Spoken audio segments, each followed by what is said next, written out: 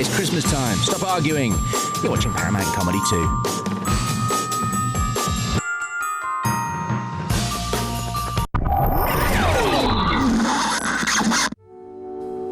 Upon his return to Britain in 1948, the controversial filmmaker Sir Leslie Quint invested in a luxury apartment on Wardour Street, London, where he began to host ostentatious parties. I don't like to say there were illegal substances there, but you've got to remember it was a different time, and we didn't know what was legal and what wasn't, which was why at my parties you could make love to one person and punch another person, and nobody batted an eyelid.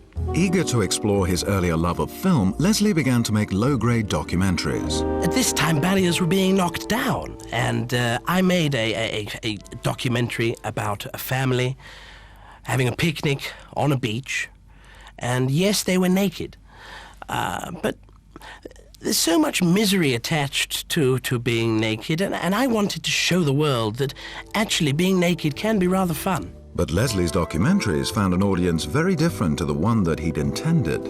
It is true that my documentaries were only shown in private screening rooms in Soho. And yes, it's true that the clientele were very specific.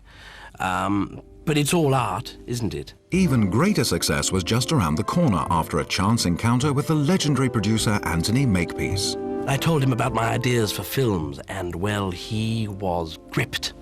And that's when he came up with the idea, actually, that he thought I should make a period classic. And I said, I'd love to make a love story. And that's how Robinson Crusoe was born. Though a popular hit, Leslie's adaptation of Daniel Defoe's Robinson Crusoe remains controversial to this day. Well, you've got to draw in your crowd, haven't you? And when I read the novel, I saw the powerful love between Robinson and whatever his name was, and that's why in the finished film there was so many cuddles between the two male leads. But the critics rounded upon Leslie. I do recall one instance where I was actually attacked by a critic who's dead now. I was in a party and I was trying to disassociate myself from a hullabaloo involving a woman, and I heard this voice behind me, "Mr. Quint!" And I turned round and I was punched squarely in the mouth. And, well, where I come from, if someone punches you squarely in the mouth, they obviously want some more. So we tussled, and I think we fought for over an hour. And after that, I realized that perhaps it was time to move on.